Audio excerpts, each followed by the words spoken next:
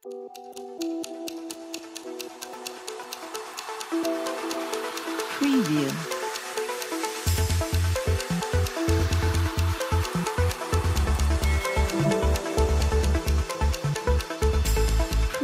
बिस्मिल्लाहिर्रहमानिर्रहीम। अस्सलामु अलैकुम वरहमतुल्लाहि वबरकातुहू। औकात टीवी में अब्दुल जब्बार अंसारी आपकी खिदमत में हाजिर है। मैं इस वक्त नेशनल प्रेस क्लब इस्लामाबाद के सामने वाले लॉन में मौजूद हूँ, जहाँ एहतजाज करने वाले लोग आते हैं, अपने धरने देते हैं, अपना एहतजाज रिकॉर्ड कराते हैं। खालिद महमूद आरिफ, पिछले दिनों हमने इनका इंटरव्यू किया, इनसे पूछा कि इनको क्या मसला है, तो बड़ा तफसीली मेरा प्रोग्राम आप पीछे जाएंगे थोड़ा सा तो आपको मिल जाएगा। तो इनके साथ उस प्रोग्राम के बाद वादा किया गया कि हम आपको बहाल करेंगे, आपको नौकरी पे वापस ले आएंगे, लेकिन आज मैंने देखा कि यहाँ ये फिर एहतजाज पे बैठे हुए हैं। तो आज हम इनसे पूछते हैं कि इनका मसला कहाँ तक पहुँचा है। अस्सलाम वालेकुम। क्या हाल है?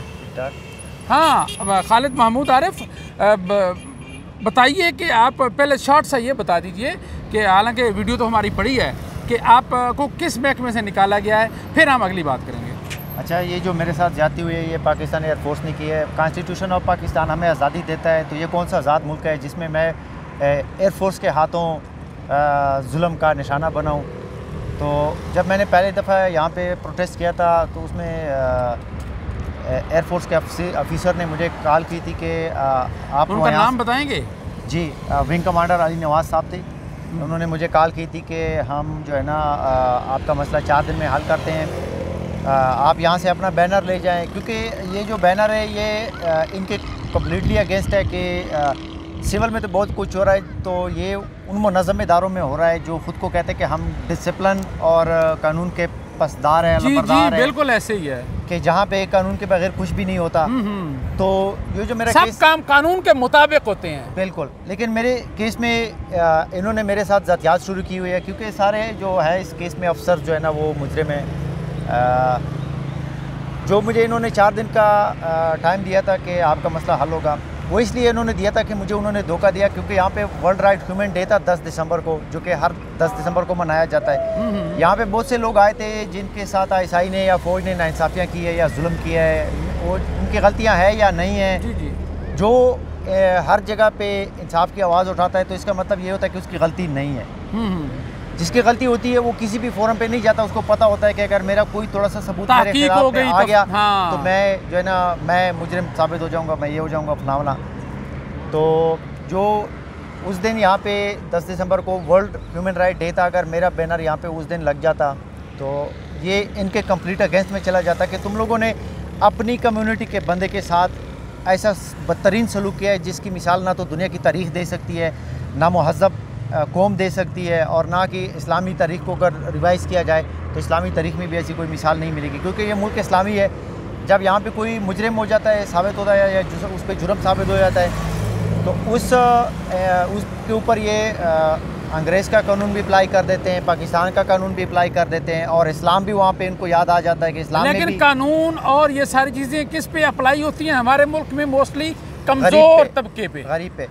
लेकिन जब कोई इन सब चीज़ों में मुजरिम नहीं होता और वो इंसाफ के लिए आगे आता है, तो फिर इनका अंग्रेज़ का बनाया हुआ कानून भी गायब हो जाता है, इनकी अदालतें जो है ना वो खामोश हो जाती है, और इनके जो इस्लामी जितने कानून है, फेडरल शरीयत कोर्ट है या जो भी है जिसमें फिर लोगों को ये सज़ा वगैरह देते हैं, वो भी खामोश हो जाते हैं। फिर इनके ह्यूमन राइट के जो डिफेंडर है, जो national commission for human right बना हुआ है, जो मुफ्त की तनख्वाह खा रहे हैं, जो करप्शन कर रहे हैं, जो मतलब आवाम का पैसा ज़ाया कर रहे हैं, उन्होंने मेरा इतना बड़ा ह्यूमन राइट का केस जो है ना मुझे डिनाई कर दिया national commission for human right ने।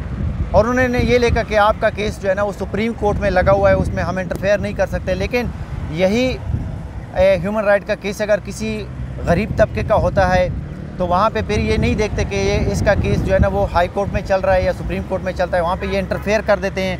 मुझे नेशनल कमीशन की जो चेयरपर्सन है राबिया जगीरी, उसने मुझे ये कहा कि आपका केस जो है ना वो मिलिट्री के अगेंस्ट है, तो कॉन्स्टिट्यूशन ऑफ पाकिस्तान से मिलिट्री ऊपर है, हम मिलिट्री को कुछ नहीं कह सकते कि उन्होंने कॉन्स्टिट्यूशन को तोड़ा है। अच्छा। हाँ, उसके साथ मेरी 2 मिनट की बात हुई थी। मैंने उनसे कहा था, उसने मुझे कहा कि आप क्या चाहते हैं। मैंने कहा या तो मुझे रीइंस्टेट कर दे, जो कि मुझे आइन भी हक देता है और पाकिस्तान का कानून भी देता है। अगर रीइंस्टेट मुझे नहीं किया जाता तो एयरफोर्स का कंप्लीट चेन ऑफ कमांड मेरा मुजरिम है, उसको कॉन्स्टिट्यूशन ऑफ पाकिस्तान के आर्टिकल 6 के अंदर या डेथ पनिशमेंट दे या लाइफ इम्प्रिजनमेंट दे, क्योंकि इनकी वजह से मेरा करियर, मेरी लाइफ सब कुछ बर्बाद हो गया। आज air force, supreme court, high court, जो खुद को सबसे बेहतरीन समझता है, जो खुद को सबसे काबिल समझता है, वो यहाँ पर आकर कानून के एक नुक्ते में मुझे गलत करके दिखा दे, फिर मैं हर जुर्म के लिए और हर सज़ा के लिए तैयार हूँ। आज मैं पीसफुल प्रोटेस्ट कर रहा हूँ। आज मैं पीसफुल प्रोटेस्ट कर रहा हूँ। ये मेरा दूसरा प्रोटेस्ट है। अगर इस प्रोटेस्ट में मुझे कोई रिलीफ नहीं मिलता तो मेरी वायलेंस जो है ना, उसकी ज़िम्मेदार हमारे कानूनी इदारे होंगे। मतलब क्या आपका अब तीसरा, ये दूसरा स्टेप है, तीसरे स्टेप में हम तो चाहते हैं अल्लाह करे आपका मसला हल हो जाए, तो फिर क्या प्लान आपने रखते हैं? तीसरे प्रोसेस में क्या प्लान है आपका? तीसरे प्रोसेस में ये है कि जो इनके कमर्शियल रोड्स है, जहाँ पे पूरे पाकिस्तान की पब्लिक आती जाती है, वहाँ पे मैं अपना बैनर लगाऊंगा और तब तक लगाऊंगा जब तक ये जवाब नहीं देंगे। ठीक है? और ऐसे में इनकी पूरी बदनामी पूरे पाकिस्तान में भी होगी, लेकिन इनको अपनी बदनामी का कोई खौफ नहीं है। लेकिन खालिद, ये आपको कुछ तशद्दुद का निशाना मज़ीद भी तो बना सकते हैं कि आप एहतजाज क्यों कर रहे हैं, ऐसा इम्कान है कोई? ऐसे में तो इन्होंने मुझे कहा था कि फिर जो है ना ISI आपको उठा लेगी, पर मैं ISI से नहीं डरता। ठीक है? ISI का कोई ताल्लुक है आपके एयरफोर्स से? नहीं, मेरे केस के मुतालिक ना एयरफोर्स का कोई ताल्लुक है, ना ISI का है, ना और किसी पुलिस का है। अच्छा। ठीक है? जब मेरे मतलब एयरफोर्स ने जब मेरे साथ जुल्म किया था, या जब एयरफोर्स मुझे बीमारी में हथकड़ियाँ लगा रही थी, तब ISI सो रही थी। तब क्या हुआ था ISI को? जब मेरे साथ सारा ये इलीगल हो रहा था।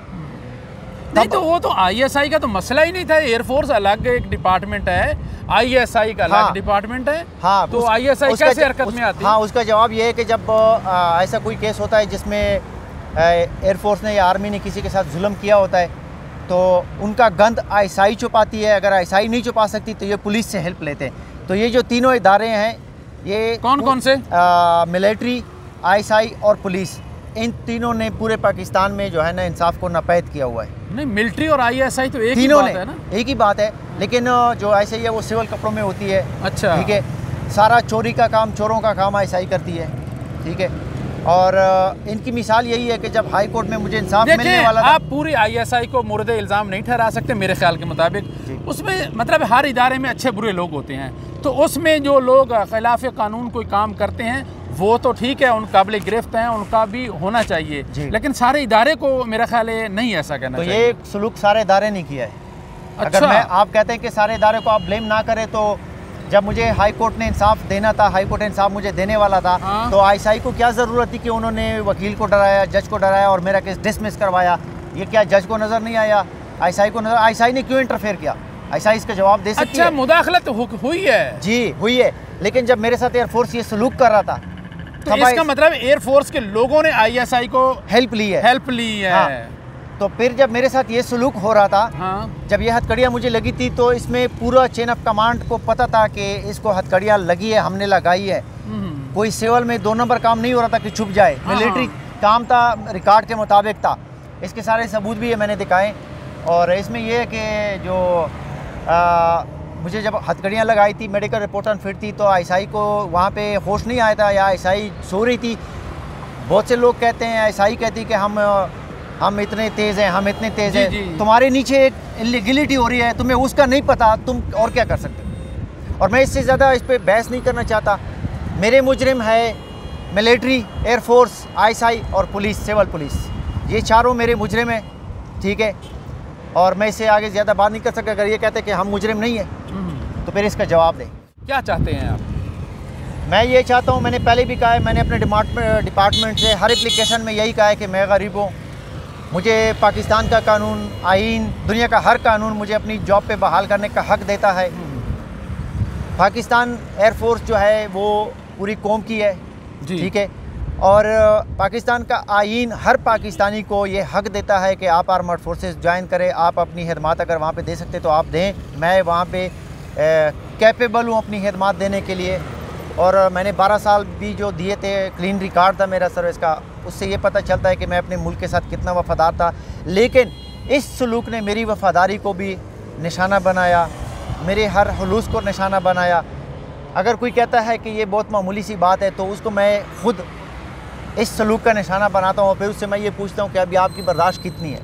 अभी भी ये चाहता हूँ कि मुझे अपनी जॉब पे बहाल किया जाए, जो कि मेरा कानूनी हक़ है, क्योंकि 12 साल मैंने एयरफोर्स को दिए, किसी कबाड़खाने को या किसी सिविल इदारे को नहीं दिया कि मुझे सीधा निकाल देंगे। एयरफोर्स में कानून है, तो अगर एयरफोर्स कहती कि हमने इसके साथ गलत नहीं किया है तो कोर्ट मार्शल क्यों नहीं किया था? कोर्ट मार्शल इसलिए नहीं किया था कि मेरे इस केस में सारे ऑफिसर्स थे, और कोर्ट मार्शल जब एक बार अनाउंस हो जाता है तो फिर एयरफोर्स के किसी भी अथॉरिटी का उसके ऊपर कोई गिरफ्त नहीं होती।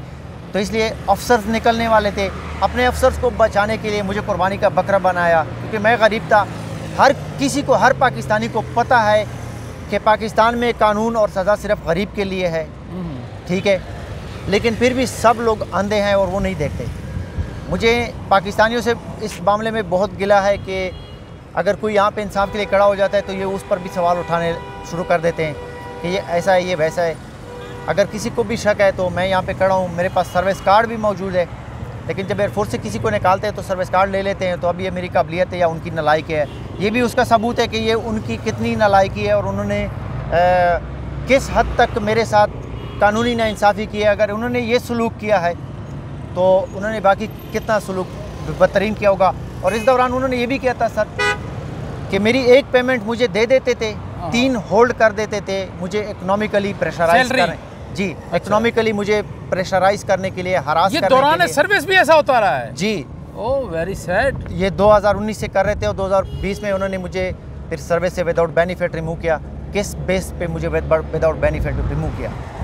अगर मैंने हर सीनियर मोस्ट अथॉरिटी आर्मी की अपील किया, उसको हर कहीं से मुझे यही जवाब मिला कि वो अफसर है, हम उसके ख़िलाफ़ कुछ नहीं कर सकते, हमने जो भी करना है, जुल्म करना है, जाती करनी है, वो आपके साथ करनी है। खालिद महमूद, आखिर में हमें ये बताइए, आपका कहना है कि एक जो है ना मुनज़्ज़म इदारा जिसे कहा जाता है वो जो है ना उन एयरफोर्स को सपोर्ट कर रहा है, तो आपने DGISI से भी कोई दरख्वास्त की है? सबको दरख्वास्त भेजी है कि आपकी मदद की जाए, और सबको दरख्वास्त भेजी है और सब ने डिनाई किया है। मेरे पास सारे सबूत है, मैंने दिए है।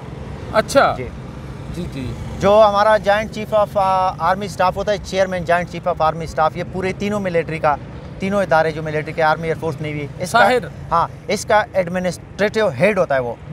उसको मैंने दरख्वास्तें दी, उनकी दरख्वास्तों पे एयरफोर्स ने मुझे जवाब दिया कि आपकी दरख्वास्त chairman joint chief of staff तक पहुंची है, लेकिन हम आपको रीइंस्टेट भी नहीं कर सकते और ना आपको हम बेनिफिट दे सकते।